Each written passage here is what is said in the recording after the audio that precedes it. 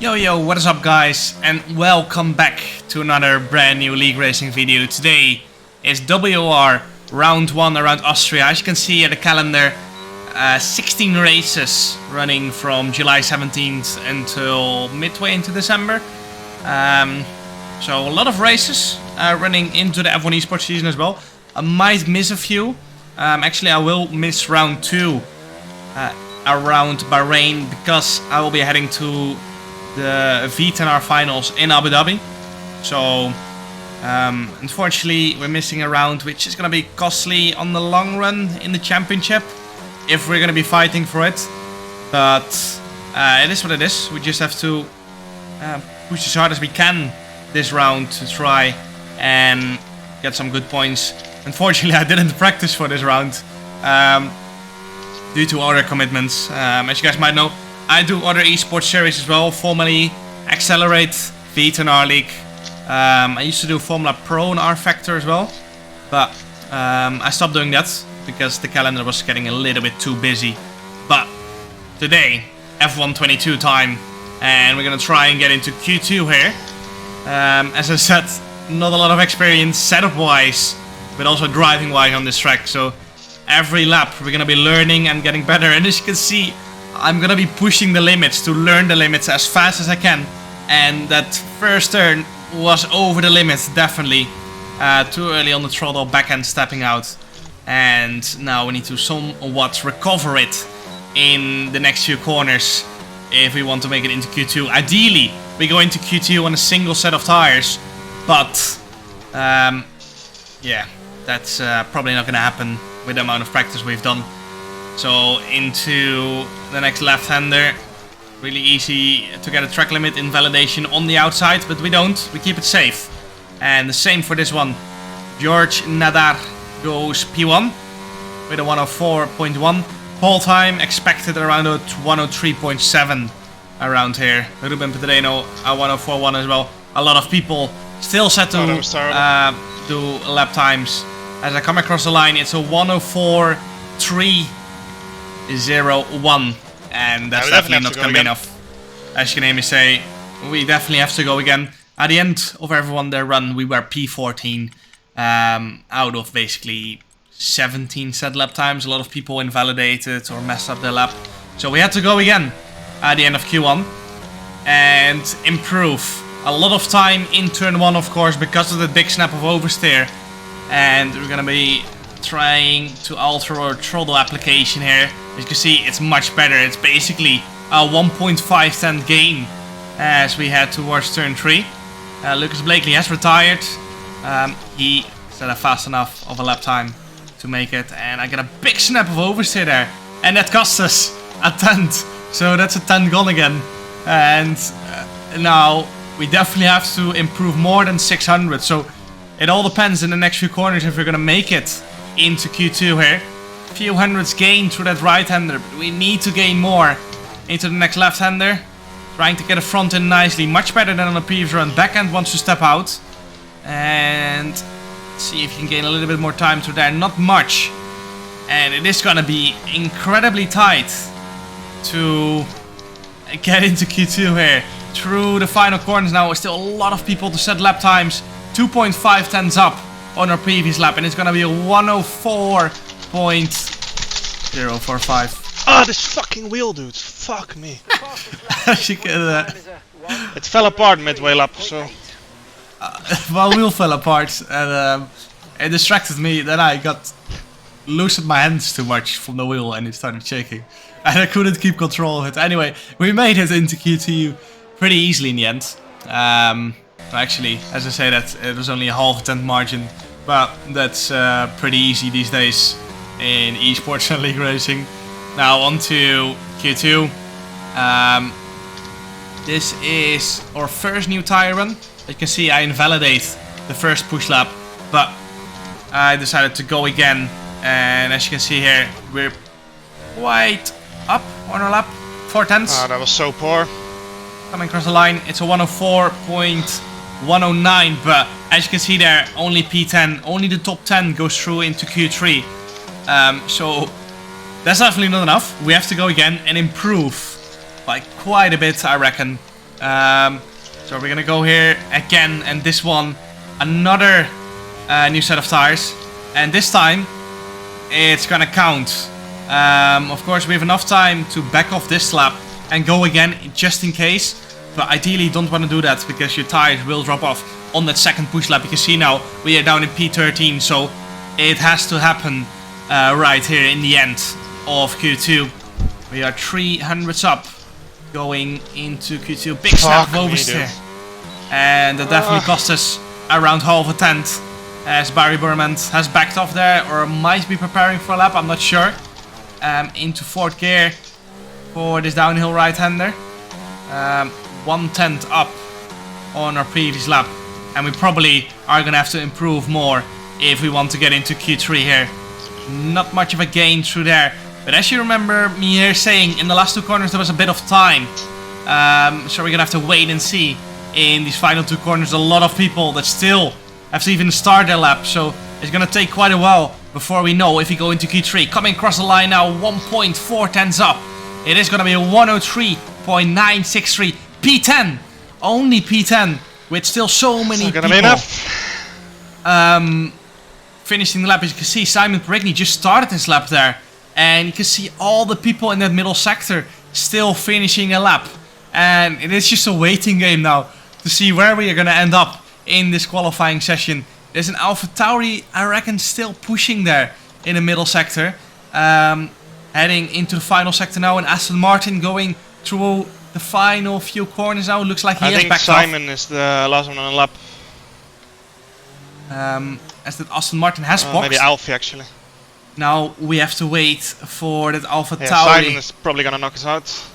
And now the only person we have to wait for is Simon Perigny, who is still on a lap, and he is the one that can knock us out of Q2, where you can see going towards the final two corners in the bottom left on the track map that Aston Martin is coming towards the line now, and he is not gonna improve on us, and that means we have made it into Q3 by absolutely nothing. 200s to Alfie Butcher. Simon Perigny, I think, invalidated there, so we were very lucky there to get into Q3. We went out in the beginning of Q3 on a used set of tires.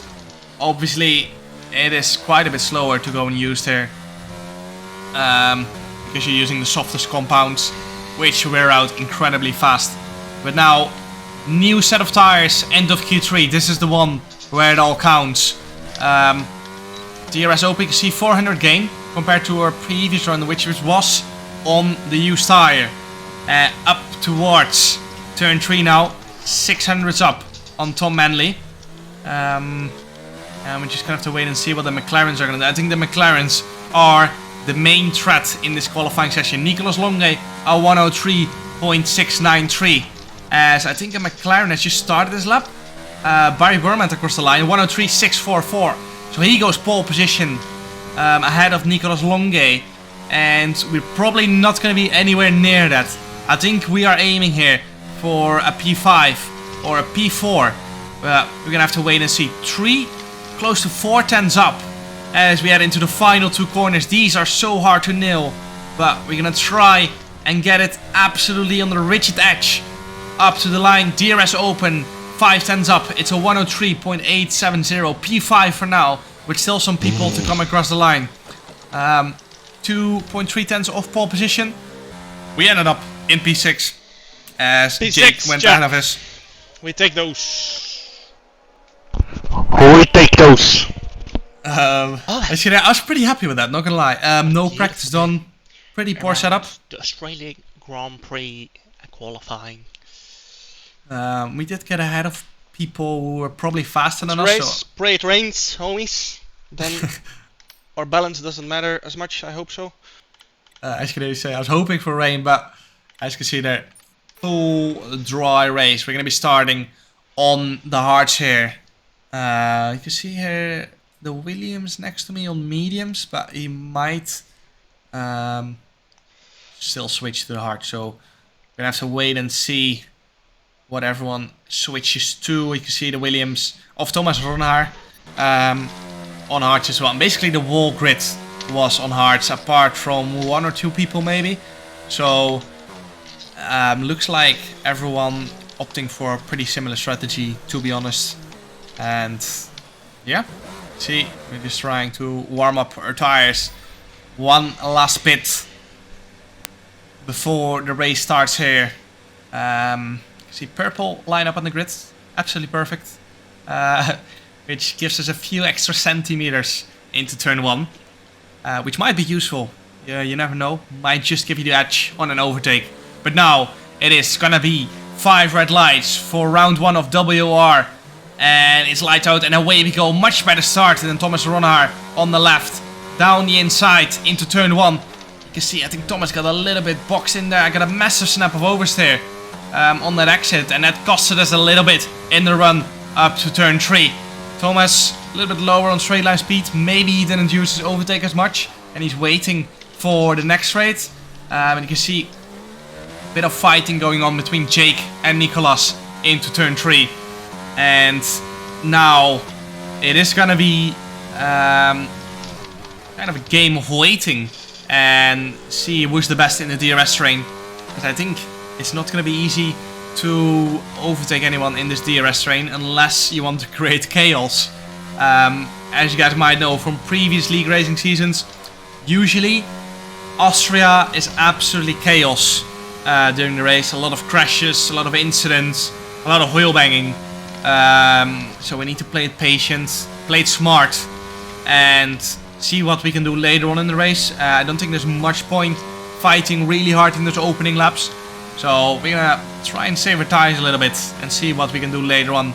Up to lap 6 now, as I just said in lap 1. Nothing has changed in those 5 laps. And as you can see, they're fighting up ahead. And Barry Burmans gets spun around, by Nicolas Longe.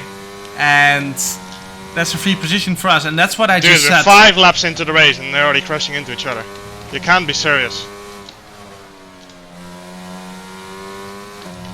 Watch me crash into someone in 10 laps, or 5, or 2.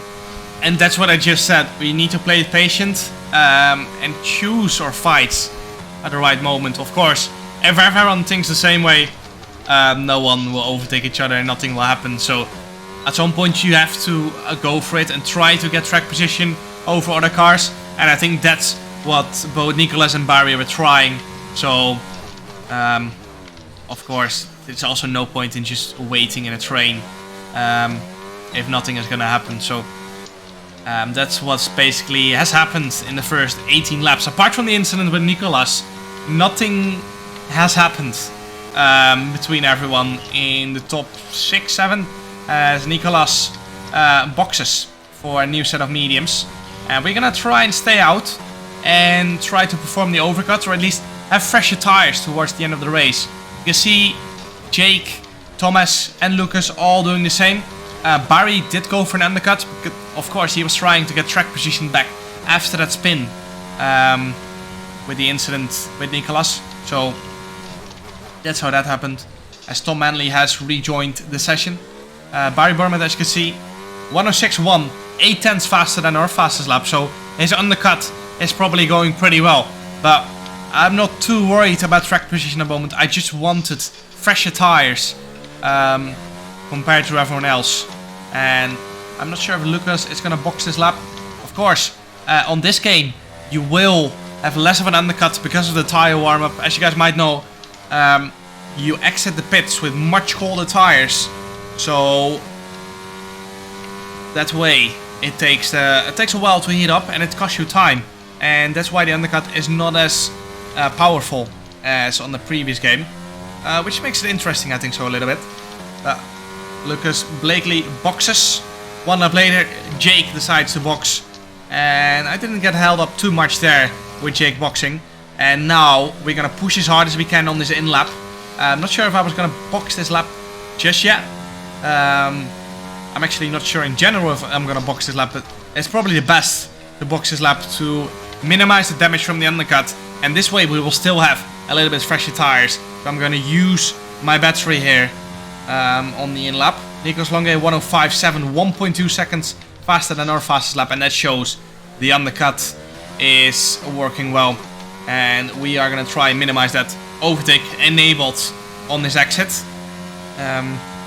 And we're gonna squeeze every last bit of life out of this hard compound to try and maybe sneak an extra position away in the pad exit. You never know, because I have no idea where I'm gonna come out at this point. And that's why we're pushing as hard as possible.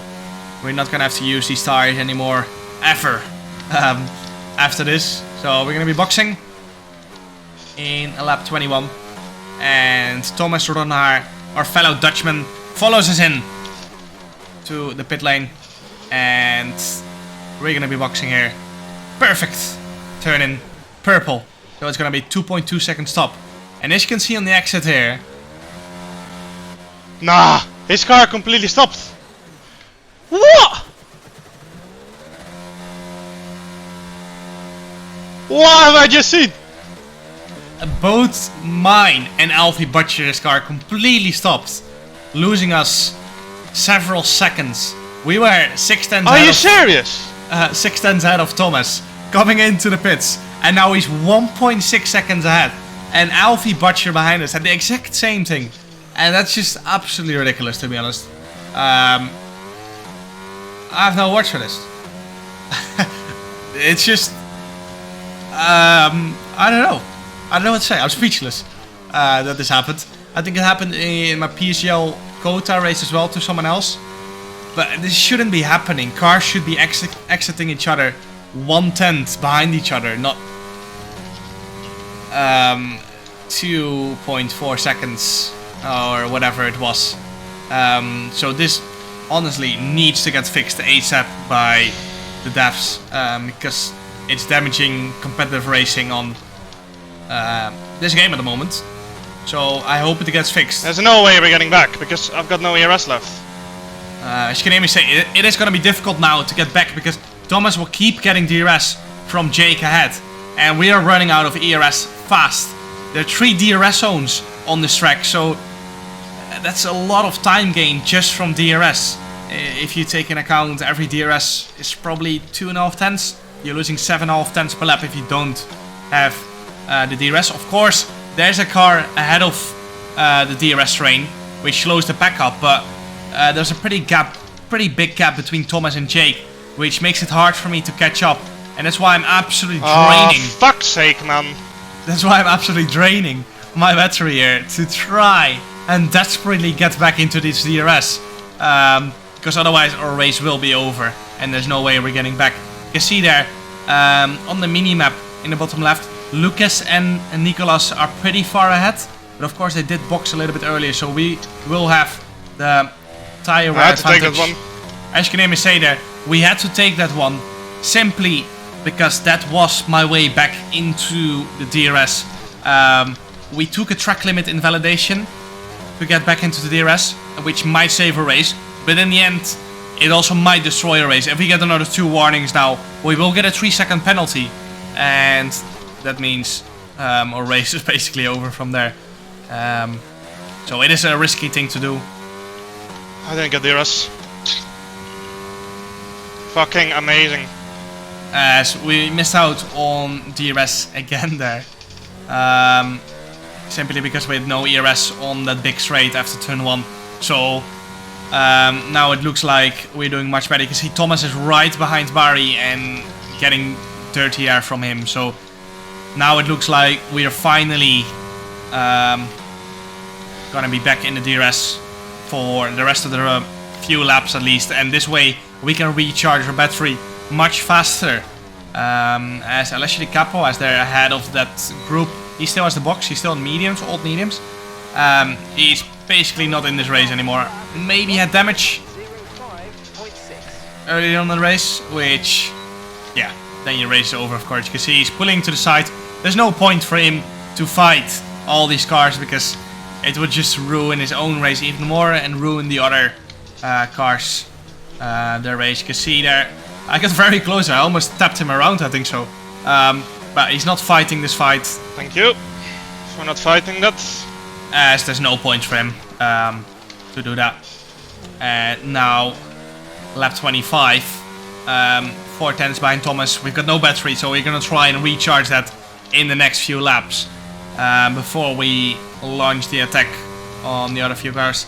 Lap 29 now. You can see we've recharged our battery a little bit, 59%.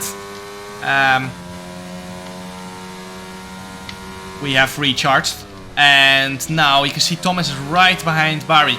Barry may be struggling a little bit with the older tires. Of course, he boxed pretty early. We're gonna sit back here and watch them fight. You can see there, they have punted each other off. And now we're gonna try and go for the move on Barry. He was flashing, so we have a lot more ERS here. And we have the DRS as well. I think Barry might not have the DRS. I think Thomas didn't have the DRS. Oh my god, he just punched me off! What have I done to? As you can see there, Barry punted me off. Someone else pushed him off and then he just full on punched me off. But you guys will see in a second why he punted me off. What have I just seen?